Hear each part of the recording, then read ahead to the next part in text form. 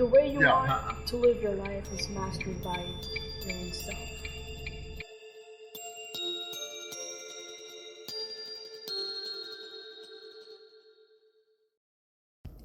Mastermind hacker.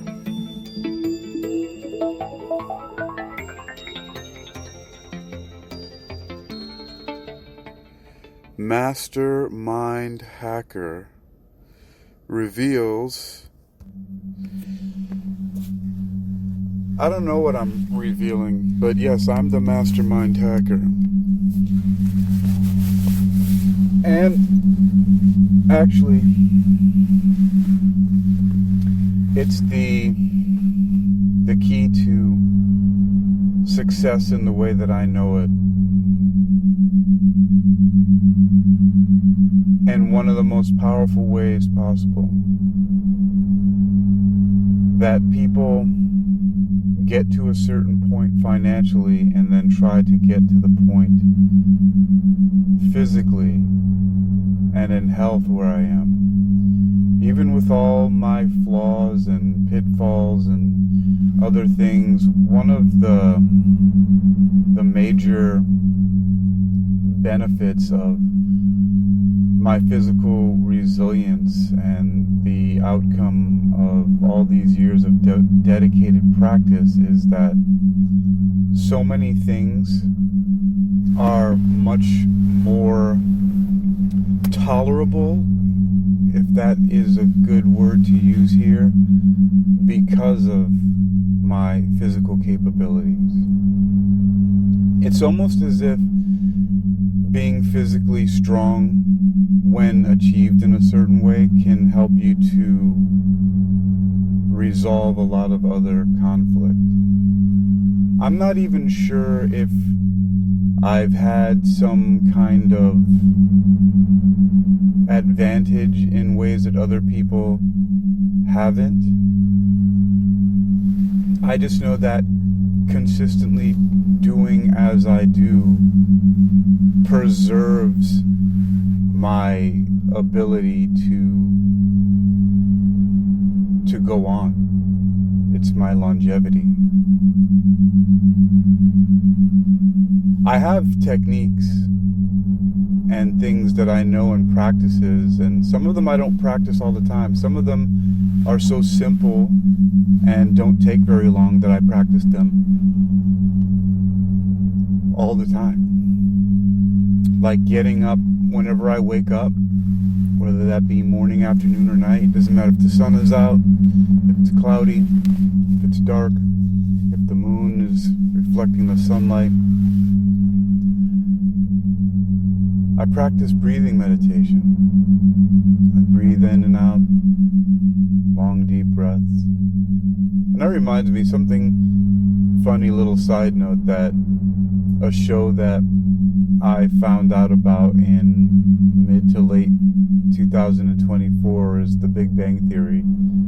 And Sheldon Cooper was doing some meditation, and he pointed out, you know, let me guess, when he was practicing breathing exercises, you know, there was a part where the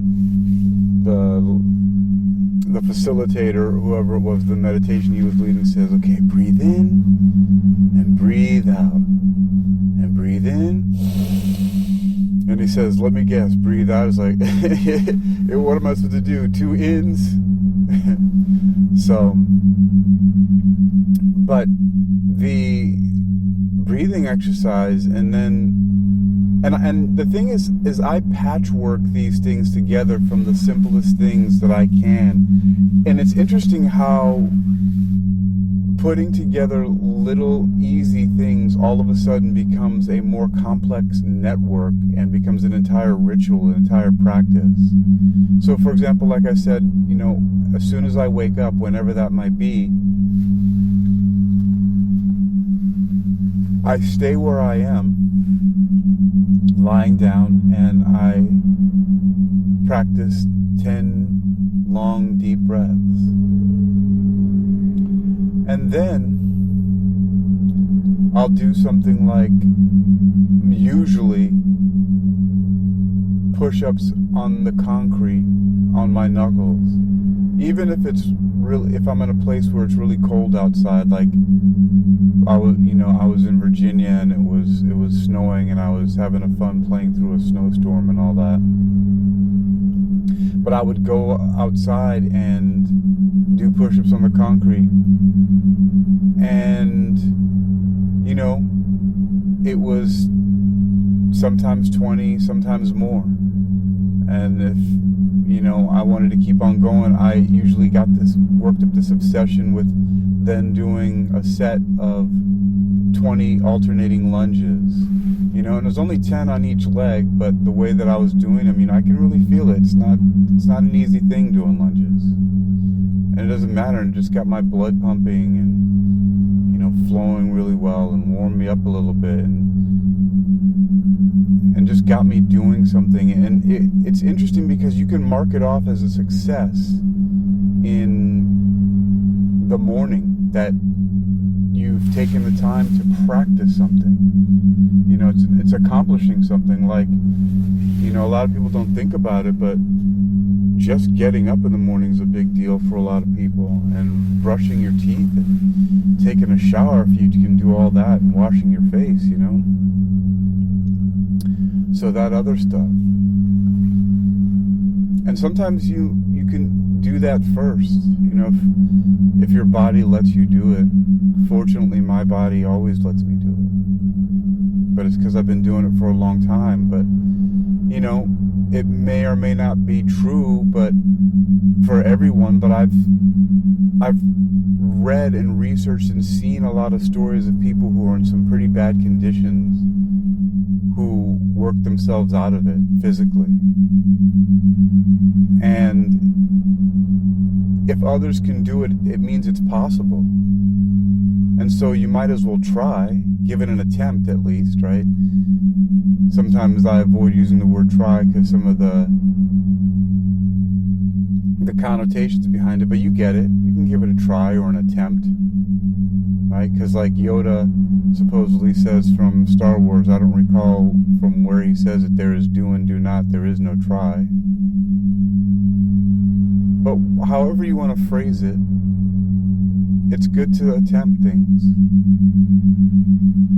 What's the worst that can happen? We're all going to die.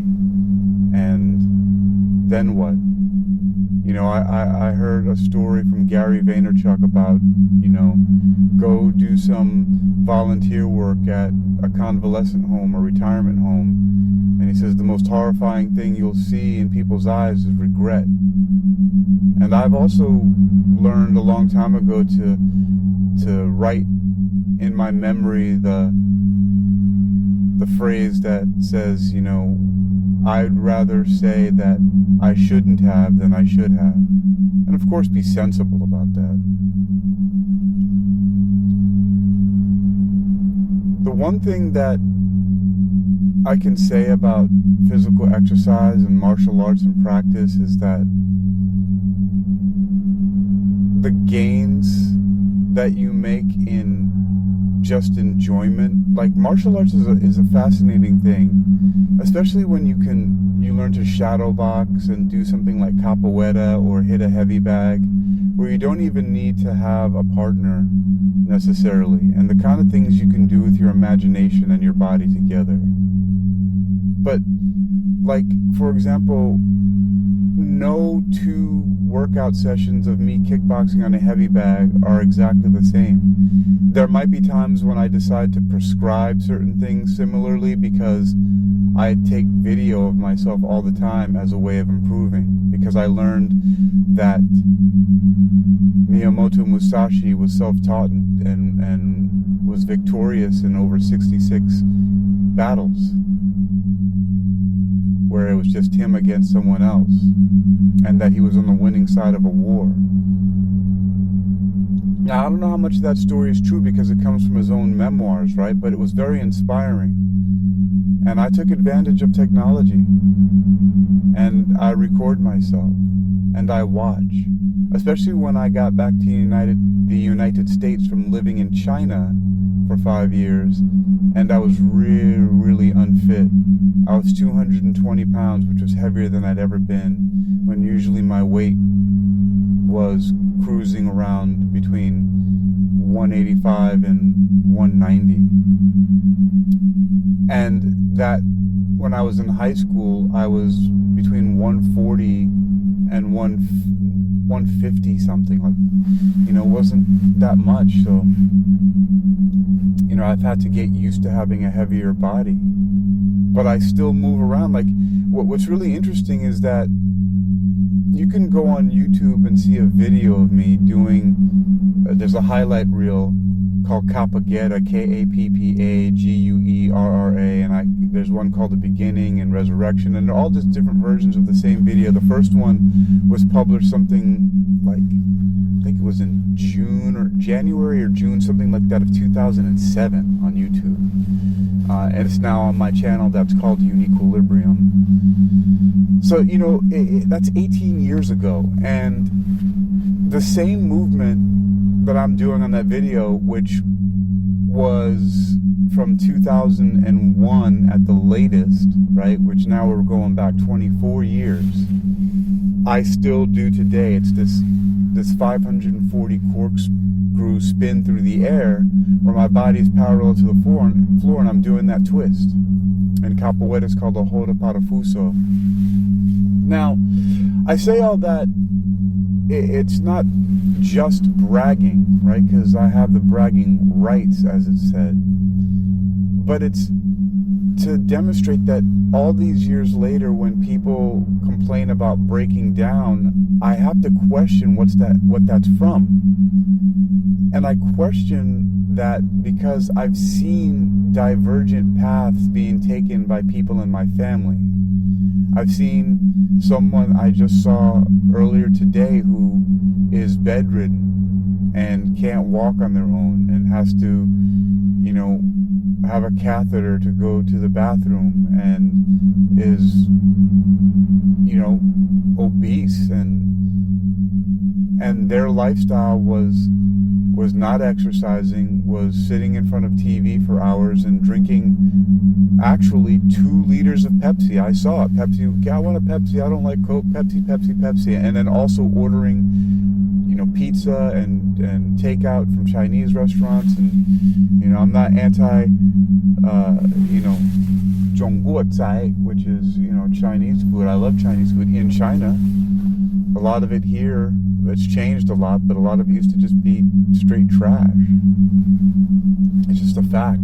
While another person who's actually 12 years older than the person who's debilitated is, and these people are past their 60s, right? And one is 12 years older than the other, and the other one, the older one, who spent their life in physical activity, riding bike, walking dogs, working with their hands and doing physical labor and moving all about, and not only that, but not drinking sodas. They don't ever drink soda. I never see them drinking soda. And not eating junk food. They don't eat the junk food. They cook their own food. They use natural medicine like herbs and things like that for healing. And don't eat candy or any processed stuff like that. And they have vices, which is interesting, drinking lots of alcohol and smoking cigarettes. And even though I'm sure there's negative effects of that, they're thin and flexible and still mobile and agile, and more so than the other person who's younger than them. And this is, a lot of it's sad, to see someone you care about that you grew up with being so debilitated. And I know from my experience that I got lucky taking the path that I took to maintain my physical fitness. And again, as I mentioned earlier, that it's something now that, and it's been for a while, that people have paid me to learn more about. People spend their money that they've earned, their wealth, so that I can help keep them on track. so that I can help them to move better. And sometimes people think, there's a guy I saw on Facebook talking about how, that guy didn't get this way, and from being a personal trainer, they became a personal trainer from being that way. And there's some truth to that,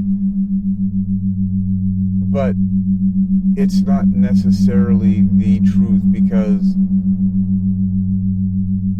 and I'm not throwing them under the bus, I just have to say this, I wish I could avoid it, but people need to know that I have family members, brothers and sisters, who are all in some way, overweight to varying different degrees. And they're not all debilitated. I have an older brother who I don't really speak too much, but he had a heart attack, when he was 41 years old. And, my sister, she was in the Navy for 20 years, but she takes care of herself. She's a little heavier, but she goes to the gym all the time. She's got injuries to deal with, most of them from being in the military, but she stays on point. She understands the importance of going to the gym, so she does that, and that actually offsets, and we've had conversations, and that actually offsets some of the pain she has in her body and some of the other issues, so she keeps on doing it. And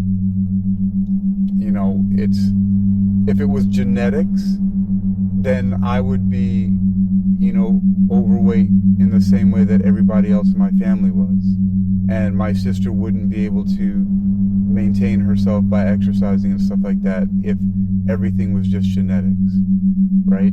There might be a propensity in my family for being overweight and obese. I mean, I've seen it in lots of my relatives, aunts and uncles and everything like that. So, but it has more to do with lifestyle. And there's a story about, a woman who would cut a ham to put it in a pan, and then her daughter asked her, why do you do that? And she says, well, my mom did it. And then so she asked her mom, and she said, well, my mom did it. And finally it gets up, a couple of great grandmothers up the line or whatever, and they said, well, at the time we just didn't have a big enough pan, so we had to cut it off. There's no real other reason other than to fit it in the pan. And so people do that. They do things over and over again that they learn from their family. And just because things are passed on through your family doesn't mean it's good. There are certain foods and certain cultures that they eat. Just because they're eating them doesn't mean it's good. If you look at the majority of people from a certain ethnicity and whether they have certain features on their body, whether they're healthy or not, that's not necessarily because of their genetics. It has to do with the nurture more than the nature. And to a certain degree, all of us can alter, right, our genetics, what's called epigenetics, by the way that we eat and the way that we move. And for the most part, it's almost never too late. I mean, unless you're on your deathbed, it's never too late. It becomes more difficult, but that's that's what I understand as biological age, and what I've also added is physiological age, which has more to do with the movement, whereas the biological age has more to do with the biochemistry, and the physiological age, of course, is the physiology, the bones and muscles, right? But they converge on each other. And to a certain degree, you can change that. You can alter it. You can epigenetically change. Epigenetics, one of the things it shows is this thing called a methyl group, where the closer this methyl group, CH3, is to the genes, it's like closing off turning a faucet to the off position. The more you turn it that way, the less water comes out, and the methyl group, the further away it is from the gene, is like opening up the faucet. More water comes out, so the gene expresses more. And depending on the things that we do, we change the expression of genes and how they affect our bodies. There is a lot that we can do, and a large part of that is conditioning and the way that we learn, and that's why I also give a lot of credit to physical fitness training, because again, when done in a certain way and from a certain perspective, it can have broad-reaching beneficial consequences all across the board in those 3 areas that people talk about our existence: mental, physical, and spiritual, right? Mind, body, spirit. Body, mind, spirit. But with physical discipline, and I know there are examples of people out there who are physically fit and totally nuts, and people who are not, who seem to be joyous. And there's the happy Buddha, the big fat Buddha, and and then there's like to use another extreme example, there's a depiction of the red devil, right, who's a thin, muscular character but is evil. I mean, I wrote something earlier today on Facebook in response to something about how someone said it's amazing how people come on here and say something mean to people they don't know, and I said something like, it's because they're pathetic weaklings or something like that. And I said, oh, you're doing it right now. And I said, look, man, I'm not perfect.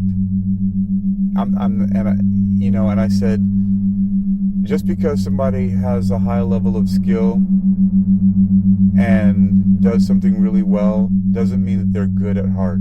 It also doesn't mean that they're evil. Because being a high level person of some skill or talent or anything like that, you have the choice on how you present and express yourself in the world. And most of the time, I choose to be supportive and help people, and other times I can be a destroyer. It's just human nature. It's who we are. We just have to be aware of what we're doing and take responsibility for everything we do, and don't pretend like we're not doing something. That's why I took credit for that. I said, yeah, I'm not perfect.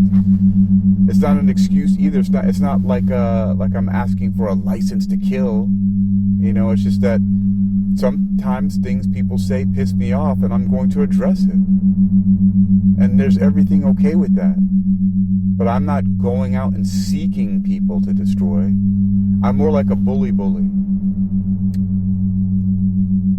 Because I remember also from when I was in school coming up, if somebody targeted me to bully me, it was the first time and the last time that they did. And eventually, as the years went on, people stopped trying to bully me. It just stopped happening. By the time I was about a sophomore in high school, people just decided that, yeah, it's not a good idea. My reputation, as they say, preceded me. And people just didn't bully me. And I would only get into fights or stupid arguments, like physical confrontations, with people who didn't know me. And it was also because of the way that I carried myself. But I had a reputation for being a scrapper, brawler, and being pretty fierce about it. And then I found out about this event called Monday Night Raw, which was copied from the wrestling name, that happened on Monday at this place called Club Atlantis, which is no longer extant. It was put on by this guy named Wally Smallvier, who had this thing called the Hardcore King of the Ring. Had a nurse. It was basically like a tough man boxing, but with wrestling and submissions allowed. And I used to do this thing called the Hardcore King of the Ring, which was one round, 10-minute time limit, and a combination of boxing and wrestling. Had a referee, had a nurse, sometimes a doctor ringside, crowds of a few hundred to several thousand people sometimes. It was a blast, and I did 52 of those in just about 13 months. And so I put myself through it. And it was an interesting experience. I learned a lot from that. And so, my point about that was, I was a scrapper, and people knew it, and I learned a lot about myself and about temperament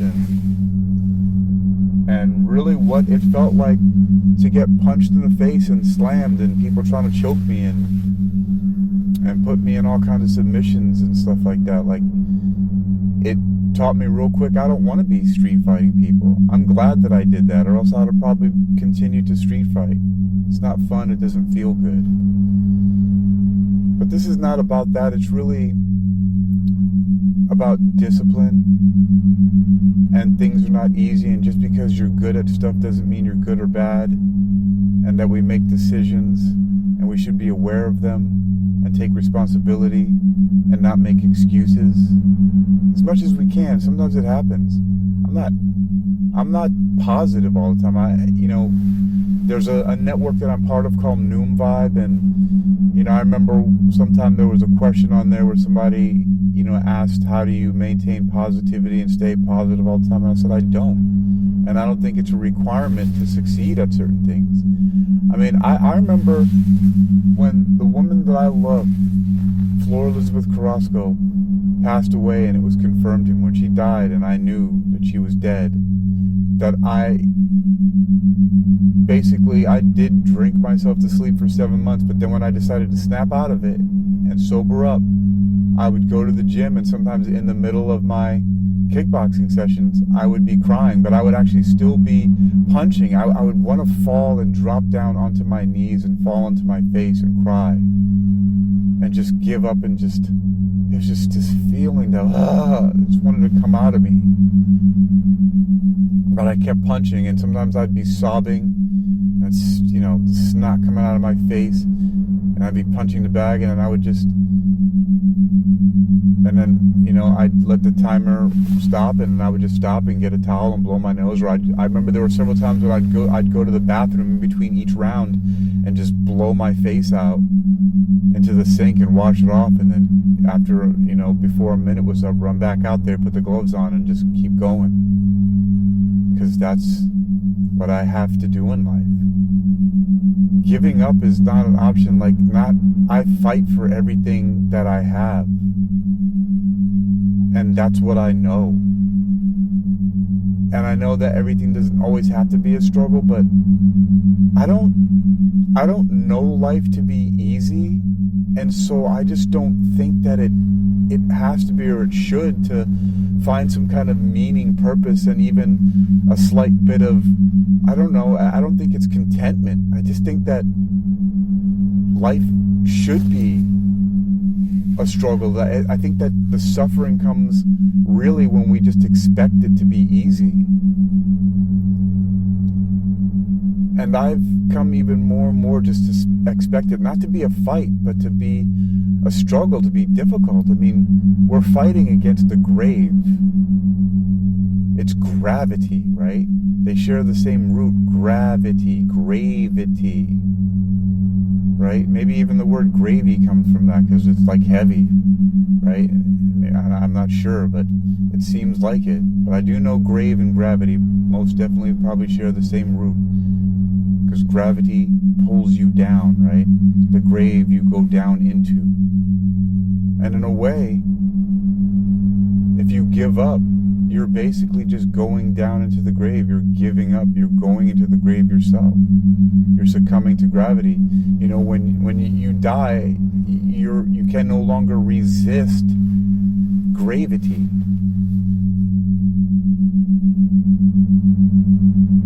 So while we're alive, we need to use that life force, that chi, that ki, that prana. You breathe in.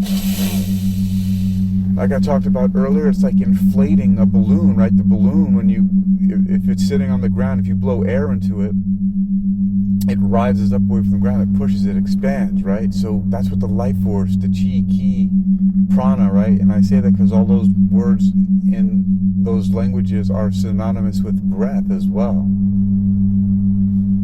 Ki, Japanese, chi, Chinese, prana, Sanskrit, from our friends in India and the surrounding areas. And yeah, I don't think that it's supposed to be easy. And I think, once again, that expecting it to be is probably where suffering comes from. Although in Buddhism, and I think that this might be related, and I'll have to explore this, but it says that, suffering, the cause of suffering, of all suffering, is purely selfish desire. And so that could be related to, if I'm just going to attempt to reconcile these things here on the spot, that purely selfish desire is equal to just wanting everything to be easy for you. It's the desire for just plain ease. And notice it's purely selfish desire. It's not just selfish desire. I think that I've heard it that way at first, but I have learned more that it's purely selfish desire, because we all have selfish desires, but purely selfish desire is the cause of all suffering. And the Eightfold Path is a remedy to it. And I can agree with that too, because when Flor was around and I was doing things for her, and not because she asked, but just because I'd be out somewhere and I'd see something, like I'd try a new food when we were out in China, or I'd see like a pair of shoes or some shorts or something, and I would think, man, I wonder if she'd like this. She might. And I would call her up or text her and have her come meet me, or I'd go meet her and then come back to wherever it was I found it. And it was the greatest joy to share things and experiences, mostly with her. I mean, I took her everywhere with me. She met everybody. She met all the people in my family, my mom, my dad, my brothers and sisters, their kids, other relatives, other family members. She even met people that I went to high school with. And it was just, I was so joyful to do that. So I can see, and a large part of that was selfish desire. I liked to see her happy. I liked to see her face light up. I remember the last birthday that I spent with her, that smug look. I still have a video of it. How she just looked so happy, because I surprised her out of nowhere. I didn't tell her anything. I just knew it was her birthday and I was at work. And I came home with 2 cakes and some stuff from a coffee shop and like some ice cream. Like, it was a whole bunch of stuff. And I sang her happy birthday and got her candles, and just the look on her face, man. And that is a point of pride and one of my favorite memories. It's because I didn't always do it. For her, I did. But it wasn't something that I made a big deal out of, like for me, for my birthday. And so I guess that when I did it for her, she just felt really special. And I liked doing that. And that, how that relates to physical fitness, I mean, she loved to exercise too, but us just being healthy together and having activities and to be able to do things, to climb stairs. Sometimes we would take walks that took 8 hours. I mean, that's crazy, especially when we went to China and we were exploring. We would walk, and people would be so surprised. They would say, "How did you guys get here?" "Oh, we walked." "You walked here?" I remember we found our way to this one movie theater. We left our place in gosh, I forget what the city was called, Juji, and then we'd end up in Datong, and people were so surprised that we got there. But we did. Our physical bodies took us there, and I'm really glad that we had the ability to do so, and I still do. It's one of my greatest memories.